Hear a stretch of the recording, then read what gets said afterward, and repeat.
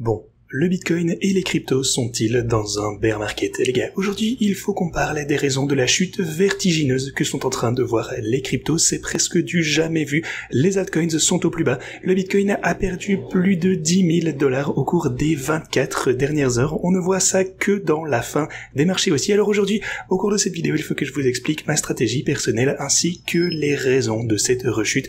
Je vais vous montrer plein de preuves pour ces propos. Je vous donnerai les dernières nouvelles. Il y a énormément de peur, bien sûr, sur le marché actuellement. Ça, notamment concernant MicroStrategy, qui devrait pouvoir vendre d'importantes quantités de Bitcoin, et ça va accentuer la baisse. Donc restez avec nous du début jusqu'à la fin pour tout savoir. Si vous holdez la moindre crypto, eh bien vous voudrez voir également comment je gère cette situation. Donc voilà, j'ai des sujets importants à aborder avec vous aujourd'hui. Alors bienvenue à tous, je m'appelle Maxime et je vous apporte chaque jour des nouvelles vidéos en français sur les cryptos. Si vous êtes nouveau sur cette chaîne, alors soyez sûr de vous abonner et d'activer la cloche dès maintenant. Alors, comme toujours, allons droit au but. Ce que vous avez pu observer récemment, c'est des chandelles rouges absolument spectaculaire sur l'intervalle journalier. On ne fait que descendre. Comme vous pouvez le constater, depuis le sommet de la chandelle il y a environ une journée, on a chuté de près de 13%. On a atteint les 82 000 $. Alors, ça pour le coup, il s'agit des niveaux dont je vous parlais il y a quelques jours lorsque j'évoquais des objectifs inférieurs potentiels. Et pour le coup, eh bien, on vient effectivement d'atteindre l'un de ces objectifs, 82 000 $. Le prochain objectif, si la baisse devait se poursuivre, c'est 76 000 $. Alors, cette chute que vous observez actuellement s'est accélérée lorsque le Bitcoin est sorti de ce canal à la baisse. On attendait pouvoir le percer à la hausse, mais pour le coup, la dynamique bearish a encore été eh bien renforcée du côté du Bitcoin.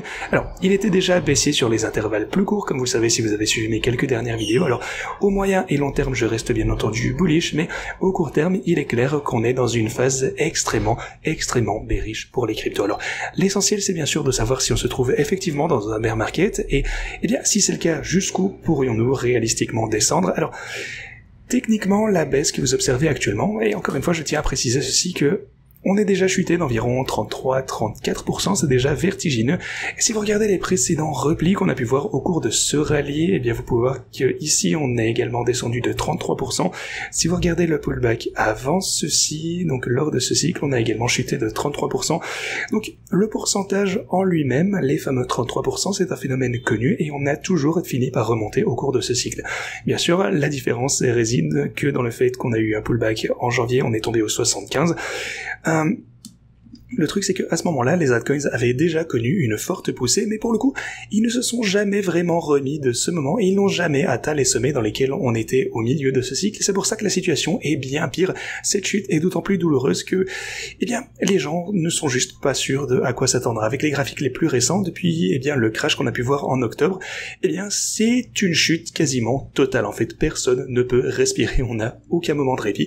Et ce que je vous ai dit le 10 octobre, c'est que même si jamais on observait un rebond, eh bien c'est ok, mais le problème c'est que, eh bien on ne sait juste pas ce qui se passe. Donc je vous parle bien sûr du crash d'octobre qui a eu lieu ici. Donc depuis la chute libre, depuis le mois d'octobre, eh bien oui, on a été, en fait le Bitcoin est tombé comme une pierre d'environ 33%.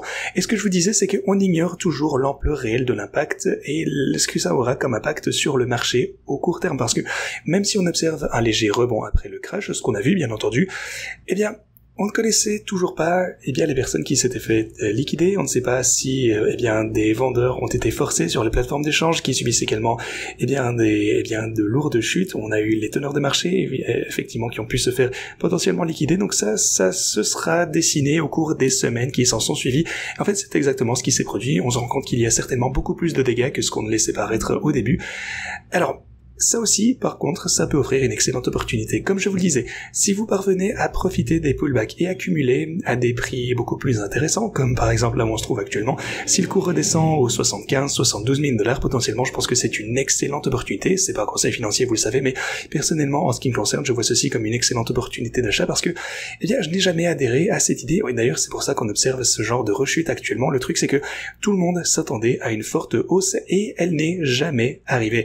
Donc, tout le monde se dit maintenant que c'est forcément la fin du cycle de 4 ans, mais le truc c'est qu'on n'a jamais vu de hausse, on n'a jamais vu de pump à la fin du cycle, donc les gens commencent tout, eh bien, à remettre tout en question et à vendre dans le doute. Pour ma part, comme vous savez, je pense qu'on va connaître une phase de consolidation à partir de ceci, ensuite une lente reprise pour finalement atteindre un nouveau sommet en 2026, probablement maintenant à la fin de l'année prochaine, et c'est vraiment pour ça que j'ai toujours été préparé pour ce genre de rechute. Alors bien entendu, une chute de 33% c'est toujours significatif, même si on a déjà observé ceci à plusieurs reprises au cours de ce cycle. La question c'est maintenant de savoir jusqu'où on va pouvoir chuter. Alors, voilà, le seul truc c'est que on ne peut que surveiller ce genre de support. On a 82, 75, ensuite on aura 72. Donc là, ce sont les niveaux que je surveille de très très près si jamais on doit continuer à chuter, si j'ai l'opportunité d'accumuler lors de ces rechutes, si jamais on atteint ces objectifs. Et attention, je ne dis pas que ça va arriver forcément, mais quoi qu'il en soit, si ça arrive, eh bien j'accumulerai encore davantage. Et bon, bien entendu, quel est le rapport avec mes stratégies de trading? J'y reviendrai dans un petit moment. Mais donc, premièrement, eh bien l'Ethereum est également significativement en baisse. Vous pouvez voir que la plupart de ces cryptos essayent de se maintenir au-dessus de mon niveau clé ici, 121. Solana rebondit un petit peu ici. Vous pouvez voir que Doge actuellement est en dessous sur cette chandelle journalière. Cependant, il essaie de remonter au-dessus de ce niveau. Alors bien entendu, la baisse de Doge entraîne tout le marché des meme coins avec lui. XRP tente de se maintenir au-dessus des 1,95. BNB, on a du support ici au 773. Donc c'est assez intéressant. Alors, Sui, pour le coup, j'ai trouvé ça intéressant également. Si vous regardez nombreuses de ces cryptos qui ont subi des pullbacks spectaculaires lors du 10 octobre, eh bien, Sui a chuté de 85% et on est, eh bien, même par rapport au point précédent, ici, on est à 61%. Donc oui, les marchés ne se portent vraiment pas bien ici, c'est le moins qu'on puisse dire, et en particulier pour certains altcoins, on a des rechutes absolument énormes. Si vous prenez les marchés traditionnels, eh bien, ils ont également chuté, on a une énorme chandelle à la baisse, également du côté du S&P 500, l'or également est en train de chuter, donc tous les marchés sont en train de fondre, et en particulier les cryptos, bien entendu. Donc la question, c'est pourquoi? Simplement, pourquoi? Qu'est-ce qui se passe? Eh bien, j'y reviendrai dans un instant. Mais tout d'abord, un petit point sur les stratégies de trading, parce que je sais que beaucoup d'entre vous se posent la question. Actuellement, déjà, le premier truc à noter, c'est que je suis en négatif de 1,7 million, donc c'est pas bon signe, c'est dur à dire. Cependant, eh bien, en y réfléchissant de plus près, finalement, c'est pas si mal. Déjà pour la première partie, mes stratégies continuent de fonctionner. Ma fourchette de prix actuelle, c'est 76 000 $. Ça correspond au bas de ma fourchette du côté du Bitcoin. Alors, malheureusement, c'est dommage. Bon, j'accumule du Bitcoin, eh bien, au sommet. J'avais acheté quasiment eh bien au pic, et donc ça augmente mon prix moyen. Mon seuil de rentabilité, ça va être 101 000 $. Mais ça, bien sûr, c'est également en tenant compte des profits qui ont été générés par l'algorithme. Donc sans ces profits importants, donc on a mon seuil de rentabilité ici qui devrait être quelque part aux 110 000 $, je pense. Donc mon timing d'achat de Bitcoin était pas du tout optimal, qu'on se le dise. Cependant, eh bien, la manière dont je regarde ceci, d'ailleurs si vous avez regardé mes vidéos et mes tutos, je considère plutôt ceci à une alternative au simple fait de holder. Je pense que c'est d'ailleurs même mieux que de simplement garder ses actifs, parce qu'on utilise la volatilité pour maximiser les gains. Si vous prenez ça par exemple, 750 000, c'est le montant que j'ai investi avec un effet de levier de 10, ça représente donc 7,5 millions de $. L'avantage, eh bien, c'est que je n'ai pas tout investi d'un coup. On achète progressivement à mesure que la valeur est en train de rechuter. Alors, si jamais j'avais pris une position normale, on va dire aux alentours des 110 000 $, eh bien, j'aurais perdu énormément d'argent. Disons que j'achète 110 000, on aurait perdu 25%, donc avec un effet de levier, j'aurais perdu 240 000 $. Oui, 240%, pardon. À la place de cela, je n'ai perdu que 137. Alors, si vous regardez la quantité de Bitcoin acheté, ici, ça représente 59 Bitcoin. Alors, si vous faites le calcul, 59 Bitcoin multiplié par le prix actuel, donc 83 700, eh bien, ça nous donne 5 millions de $. Donc, au lieu d'acheter la totalité des 750 000 $ à des prix beaucoup plus élevés, eh bien, j'ai opté pour une stratégie, en fait, j'ai fait en quelque sorte du DCA à la baisse. Actuellement, la valeur en Bitcoin, eh bien, ça donne presque 5 millions de $ au lieu de 7,5. Mais encore une fois, j'achète à un prix moyen plus bas et les achats vont bien sûr se poursuivre à mesure que le prix va rechuter. Et c'est pour ça que, eh bien, je vous dis toujours, ne cédez pas à la peur de rater une opportunité, cette fameuse FOMO au plus haut, et ne paniquez pas au plus bas. Grâce à cette stratégie, les achats à la baisse sont automatiques, donc vous n'avez pas besoin d'y penser, et les profits sont automatiquement également pris à la hausse. Donc, je n'ai pas besoin non plus de me soucier du timing. Donc voilà, tout ça, c'est vraiment génial, et prenez un meilleur exemple pour le coup, parce que, bon, la situation n'est pas totalement idéale, bien entendu, j'ai acheté davantage d'Ethereum à mesure que le prix augmentait, et ça a fait, encore une fois, grimper mon prix d'achat, alors que le début de la stratégie était à un meilleur niveau. Prenez par exemple une stratégie non ajustée, laissée, eh bien, ouverte sans aucun ajout, comme celle-ci, par exemple, actuellement. Donc, actuellement, on est plus ou moins exactement au même prix que celui où j'ai ouvert cette stratégie, donc je serai plus ou moins au seuil de rentabilité, voire légèrement en perte. Or, eh bien ici, l'algorithme de Gris a généré 33 000, soit 150%, au lieu d'une perte de 20 à 30%. En réalité, pour le coup, c'est levier de 10, donc ce serait supérieur. Donc si vous observez la tendance, le PNL est inférieur à 17 000, donc 3 000 $ de ceci proviennent des frais de financement. Ces frais, pour le coup, sont inévitables lorsque vous utilisez un effet de levier. Donc voilà.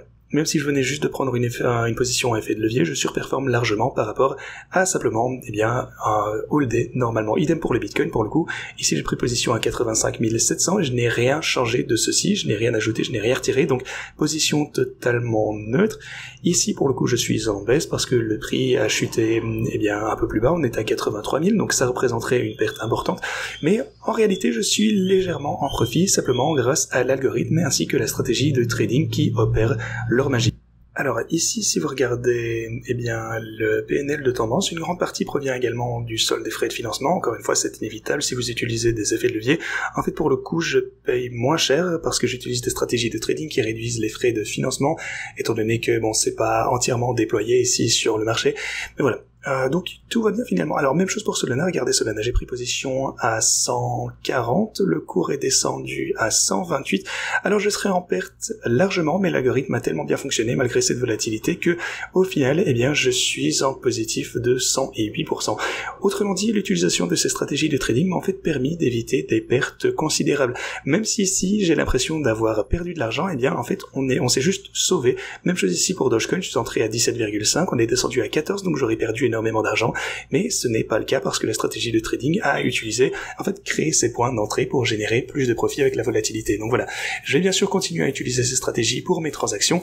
J'achète toujours à la baisse et je prends mes bénéfices à la hausse. C'est toujours comme ça que ça fonctionne. Donc le temps sur le marché m'aide à générer plus d'argent et je pense toujours qu'en 2026 on verra de nouvelles poussées, mais je ne sais pas exactement quand cette chute va pouvoir prendre fin. Ceci dit, avant qu'on aborde les vraies raisons pour lesquelles on est en train de chuter, si vous souhaitez utiliser mes stratégies de trading, actuellement Pionex propose les meilleures offres de dépôt disponibles sur le marché. La première étape, ça consiste à vous inscrire sur Pionex via ce lien. Si vous souhaitez utiliser les mêmes plateformes que moi, cliquez sur ce lien, vous serez redirigé vers cette page où vous trouverez tous les détails. Attention, il ne vous reste que 5 jours. Alors si vous souhaitez utiliser ceci, n'hésitez pas à vous rendre en description. Vous avez tous les détails ici, donc déposez 100, recevez 200, etc. Donc jetez-y un œil, et vous avez également les autres plateformes d'échange dans la description. Vous trouverez Tabit, vous avez Bitpanda ainsi que d'autres plateformes, donc n'hésitez pas à consulter ça. Alors, pourquoi est-ce qu'on est en chute libre actuellement? Tout simplement parce que beaucoup de personnes ont peur et cherchent à se retirer du marché. On n'a pas vraiment de raison unique, mais on le constate notamment chez les acheteurs d'ETF en spot. En réalité, les ETF sont en baisse pour la première fois depuis 2024. Ça fait 1 an. En fait, on est plus bas qu'il y a 1 an. Donc, les investisseurs se débarrassent de leurs ETF parce qu'ils subissent également des pertes, tout comme les autres acteurs, tout comme absolument tout le monde dans les cryptos. Vous pouvez voir que les sorties sont absolument incroyables. Presque 1 milliard de dollars ont été perdus sur l'ETF Bitcoin. Et sinon, on a de nombreuses sociétés de gestion d'actifs qui commencent à vendre leurs actifs après avoir conservé ceci. Nexus, par exemple, une société spécialisée dans les actifs Ethereum, a vendu près de 11 000 jetons pour racheter ses propres actions. Et ceci, forcément, ça accentue la pression de vente sur le marché, mais surtout, ça sème énormément de doutes et de craintes que de grands acteurs, peut-être éventuellement comme Bitmain, qui d'ailleurs a perdu 3,7 milliards de dollars sur sa stratégie Ethereum, les gens ont peur qu'ils ne se mettent à vendre à leur tour. D'ailleurs, vous pouvez le voir très clairement ici, beaucoup de personnes craignent que Bitmain ne se débarrasse massivement de ses Ethereum sur le marché libre, ce qui provoquerait un effondrement des prix. Si vous regardez ce qui est en train de se passer réellement, vous constatez que le Bitmain achète plus d'Ethereum et ils affirment qu'il n'y a aucun problème et que leurs positions sont bien protégées. Et pour le coup, c'est un bon moment pour acheter si vous pouvez le faire encore.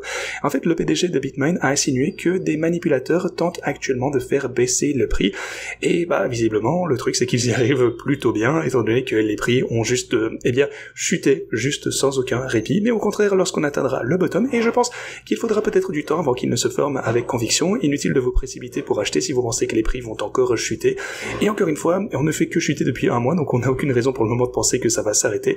Donc je pense que même si on bottom à ce point, il ne s'agira pas simplement d'un simple creux suivi d'un pump extrêmement convaincant. Je pense qu'il faudra un certain temps avant que la volatilité ne se stabilise et que les gens reprennent confiance. Ensuite, on pourra assister à une forte hausse vers 2026. Du moins, c'est ce que je pense, bien entendu, vous connaissez la chanson, mais voilà. Je pense toujours que les prix actuels sont assez bas par rapport à ce que je prévois pour le Bitcoin. De plus, concernant MicroStrategy, c'est l'heure à déclarer que le Bitcoin pourrait chuter de plus de 80% sans que sa compagnie ne soit affectée par ceci.